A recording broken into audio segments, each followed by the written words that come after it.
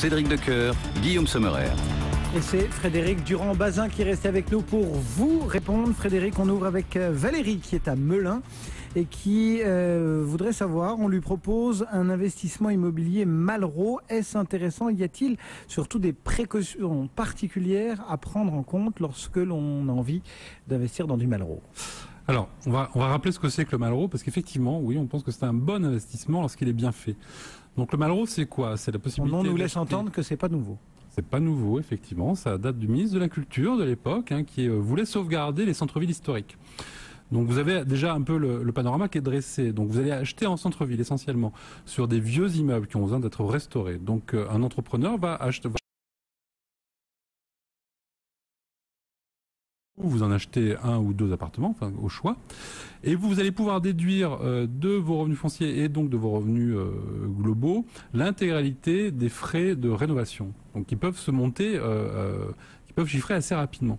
Vous bénéficiez de quoi? D'une réduction d'impôt, en fait, qui va être de 22% du montant de votre investissement, et ce taux peut passer à 30% lorsque le bien est situé dans ce qu'on appelle un secteur sauvegardé ou un quartier dégradé.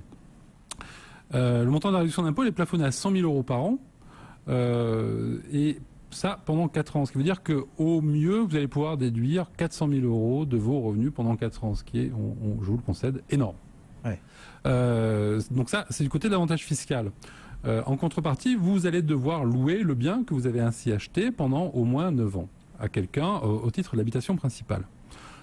Donc ça, c'est le dispositif en lui-même. Alors, il y a quelques précautions à prendre, bien entendu. D'abord, passer nécessairement par un monteur, par un opérateur qui a l'habitude de faire ce type de produit. C'est pas du Malraux tout seul. Alors d'abord, vous pouvez pas faire du Malraux tout seul parce qu'il faut rénover l'intégralité de l'immeuble. Donc, a priori, sauf à ce que vous soyez multimillionnaire, vous allez avoir du mal à acheter l'immeuble tout seul. Comment on fait pour savoir quels sont les immeubles à venir entièrement à rénover Il faut qu'il se situe dans une zone bien particulière qui s'appelle soit une zone de protection du patrimoine architectural et paysager, on appelle ça les ZPPAUP, ou dans une aire de mise en valeur de l'architecture et du patrimoine, donc on appelle ça l'AVAP, AVAP. C'est des zones géographiques qui sont consultables en mairie et on sait pertinemment si l'immeuble se situe ou pas dans ces zones-là. Et puis de toute façon, un monteur sérieux, il sait également où sont les immeubles à acheter.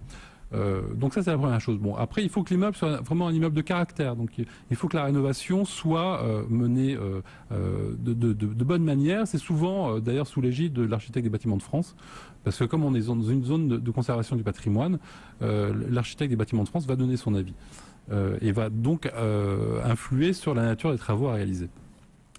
Donc, ce qui peut être une paire de guillemets. Ce qui n'est pas toujours évident, mais au moins on est sûr qu'au final on aura un bien qui respectera l'environnement architectural, et donc ce qui veut dire que le bien sera de qualité. Qu'est-ce qu'on peut encore dire à nos auditeurs, c'est de faire attention où ils vont investir, parce que des zones où il y a encore du Malraux, c'est maintenant essentiellement dans les moyennes et petites villes, parce que tout a été fait, ou presque, à Paris, à Lyon, à Marseille, il n'y a plus grand-chose à rénover. Donc on va plutôt être dans des petites villes, Montauban, voilà, en Dordogne, exactement. Donc il faut qu'il y ait un marché. Et dès qu'on rénove un bien, on va remettre sur le marché entre 6 et 12 logements. Et donc il faut faire attention à ne pas déséquilibrer le marché locatif à ce moment-là. Dur de trouver des locataires et surtout de leur faire payer un loyer intéressant pour soi-même. Il faut que le loyer soit quand même un tout petit peu plus élevé que le marché, effectivement, parce qu'on est dans du bien de qualité. Et puis il y en a 12, effectivement, enfin 6 ou 12, enfin un certain nombre qui arrivent en même temps. Exactement. Ouais. Voilà, Valérie, les quelques précautions à prendre si vous êtes tenté par le Malraux. Une autre question d'Aurélien qui nous écrit sur notre site bfmbusiness.com. Pensez-vous qu'il est encore temps d'investir sur l'or? L'once d'or actuellement est à 1 700 $, Frédéric. Alors c'est vrai qu'on en a beaucoup parlé de l'or ces dernières semaines. Alors effectivement, l'once d'or avait flirté jusqu'à 2 000 $ à l'automne 2011. Aujourd'hui, on est retombé à 1 700 $. Alors pourquoi est-ce qu'on aurait encore un intérêt aujourd'hui à investir en or? Tout simplement parce que beaucoup d'experts pensent aujourd'hui que l'or va continuer à monter. Pourquoi? Parce que même s'il ne rapporte rien, c'est pas un produit de rendement, il faut le rappeler, c'est un actif physique. Donc, ce qui veut dire que si une catastrophe économique devait arriver dans les années à venir, au moins on aurait cet actif qui vaudra toujours quelque chose, à la différence des titres de société, par exemple, ou des titres de dette qui, a priori, peuvent ne plus rien valoir. Donc vous conseillez d'acheter plutôt de l'or physique, pas de l'or papier? Ah bah plutôt physique, bien entendu. Sauf que aujourd'hui, bah voilà, et Goldman Sachs a sorti, en fait, en milieu de semaine dernière, une prévision qui a un peu secoué quand même le monde de la gestion et notamment ceux qui s'intéressent à l'or, parce que Goldman Sachs pronostique un recul de l'or en 2013 et 2014. Alors, faut-il plutôt croire Goldman Sachs plutôt que les autres opérateurs? Bah, il faut juste rappeler quand même que c'est Goldman Sachs qui avait prédit la flambée de l'or en 90. Donc, on peut estimer qu'ils ont des bonnes raisons pour anticiper ce recul. Alors, pourquoi est-ce qu'ils anticipent ce recul? Tout simplement parce que aujourd'hui, les taux d'intérêt réels, donc c'est-à-dire les taux d'intérêt après inflation, sont négatifs. Donc, c'est pour ça que l'or flambe.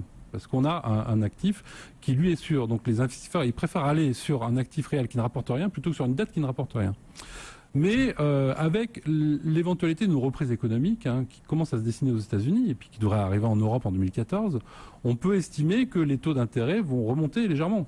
Et si les taux remontent, on va avoir à nouveau des obligations, par exemple, qui vont être beaucoup plus attractives qu'aujourd'hui. Et donc, les épargnants peuvent se détourner de leur physique pour aller vers les obligations. Donc, voilà le raisonnement de Goldman Sachs.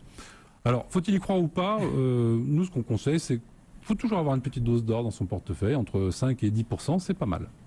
Voilà, 5 à 10%, plutôt en or physique. Voilà les pronostics ou les conseils de Frédéric Durand-Bazin. On marque une petite pause, Frédéric, dans notre session de questions-réponses. Il est 12h11, vous êtes sur BFM Business et c'est Sophie Tussaud qu'on retrouve pour l'essentiel de l'info. Bonjour Sophie. Bonjour Cédric, bonjour à tous. La nationalisation temporaire est une solution d'avenir. Déclaration d'Arnaud Montebourg dans une interview au journal Le Monde.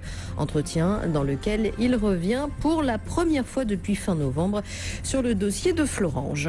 Renault confirme, le groupe signera bien demain un accord pour installer une usine de montage en Algérie, un contrat à l'occasion de la visite dans ce pays du président François Hollande. Et selon le Figaro, l'usine devrait être implantée près d'Oran. Un projet de loi sur la fin de vie sera présenté au Parlement en juin prochain. Il sera basé sur les propositions du rapport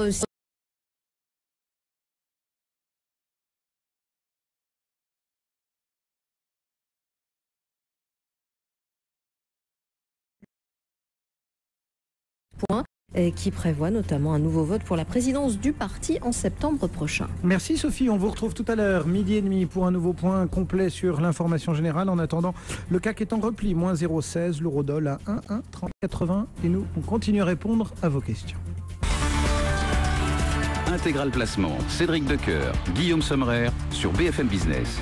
Et les réponses à vos questions de Frédéric Durand-Bazin aujourd'hui. Frédéric, une question de Pascal. En tradant sur le marché des devises, est-ce réaliste sans prise de risque? Alors, ça fait un peu écho à ce que disait tout à l'heure Frédéric Lorenzini.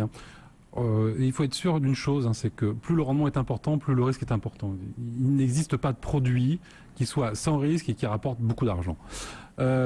Pourtant, ce qui est étonnant, c'est qu'un sondage récent montre que 25% des Français et plus de 30% de jeunes estiment qu'il est possible de prendre un produit très rentable et non risqué.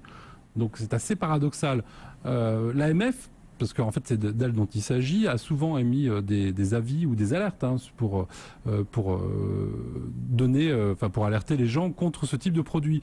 Et ce qu'il faut savoir, c'est que c'est les sociétés qui agissent sur le forex, donc c'est-à-dire c'est le marché de devises, sont très agressives ces dernières années. Par exemple, en 2011, 50% des publicités financières sur Internet émanent de sociétés qui agissent sur le forex. Ouais. Et elles vous laissent miroiter effectivement des gains très importants, alors que les gens ne sont pas formés à ça. C'est un marché en continu, avec des sommes énormes, avec des effets... Et puis surtout, il y a des effets de levier qui peuvent faire que vous allez perdre parfois même plus que votre mise. Donc il faut être extrêmement vigilant. Donc c'est pour ça que l'AMF émet régulièrement des alertes qu'elle met à jour sur son site en disant attention, certains sites aujourd'hui vous proposent d'agir sur le forex, mais ils ne sont pas agréés en France. Alors la dernière liste, qui a été mise à jour en juillet, là,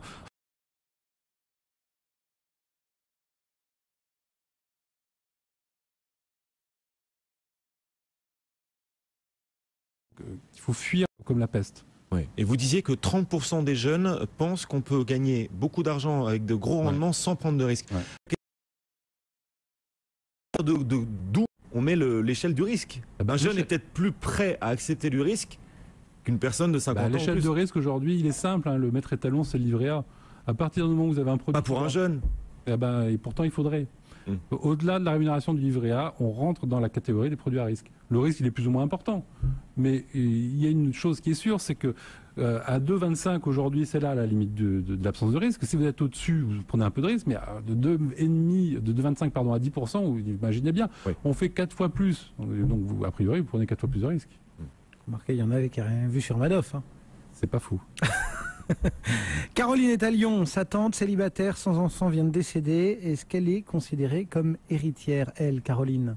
Alors en tout cas, Caroline, elle n'est pas héritière réservataire. Il faut rappeler que seuls sont réservataires, c'est-à-dire héritiers par la loi, les parents et les enfants du défunt. Voilà, les ascendants, les descendants. Voilà, donc Caroline, qui est donc la nièce de sa tante, ce qui est assez logique, elle sera héritière d'abord uniquement si sa tante a pris des dispositions testamentaires. Donc il faut regarder s'il y a un testament en sa faveur. Bon, il n'y a pas d'héritier réservataire visiblement dans l'affaire, donc la tante peut très bien lui avoir légué toute ou partie de sa fortune sans que ça pose aucun problème de répartition en termes de droit civil. S'il n'y a pas de testament, elle peut éventuellement venir hériter, mais il faudra d'abord qu'elle passe après d'autres héritiers. Donc en l'espèce, il faut regarder si il y a si sa tante avait encore ses parents et si elle a des frères et sœurs. Donc elle passera après les frères et sœurs. Alors si jamais elle vient en représentation, parce que c'est ce qui peut arriver, de sa mère décédée. Donc c'est-à-dire que la sœur de sa tante, enfin donc sa mère est décédée, ça commence à devenir compliqué. C'est Dallas, là. C'est Dallas. Et ben dans ces cas-là, elle peut être héritière assez facilement parce qu'elle va venir en représentation de sa mère qui elle-même est décédée. Donc elle va prendre les droits de sa mère. Voilà. Donc s'il y avait 3 enfants, admettons,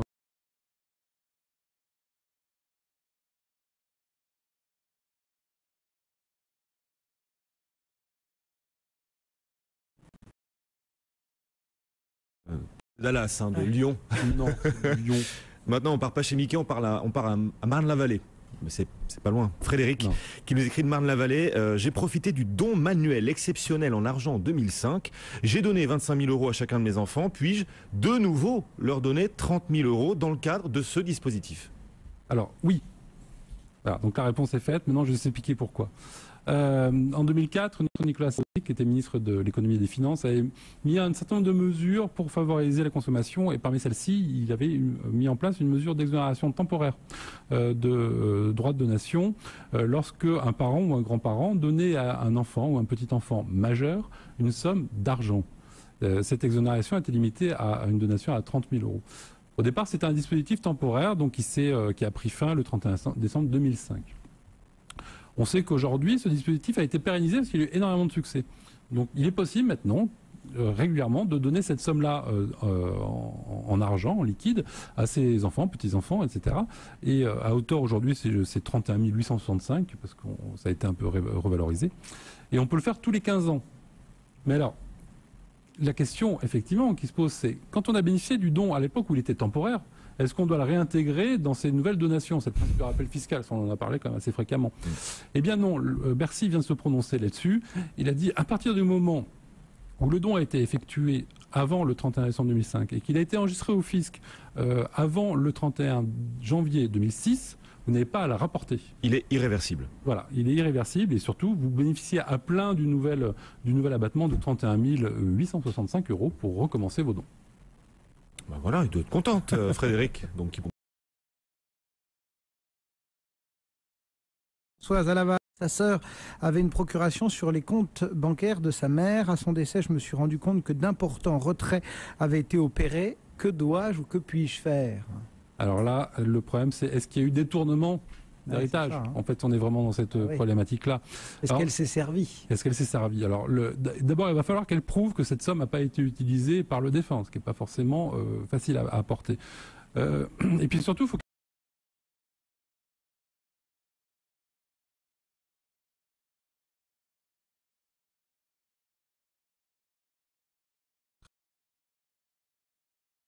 faut qu'elle fasse une demande auprès de la CNIL, la Commission nationale d'informatique et des libertés, pour récupérer l'ensemble des comptes et voir effectivement s'il y a des mouvements suspects. Et si effectivement il y a eu un mouvement quasiment la veille ou le jour du décès, on peut considérer qu'il n'a pas été utilisé par le défunt, mais par celui qui avait la procuration sur le compte.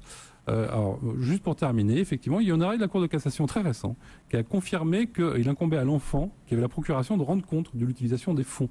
Et dans cette affaire, du coup, la fille avait fait un retrait de 75 000 €. Elle était obligée de reverser 50 000 € à la succession. Et comme en plus il y a des détournements d'héritage, elle n'aura aucun droit sur ces 50 000 €.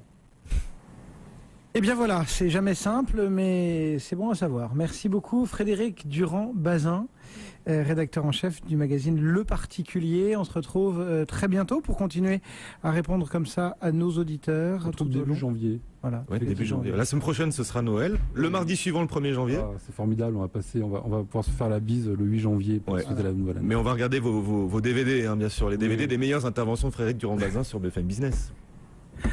Allez, le CAC 40. Un joli cadeau de Noël.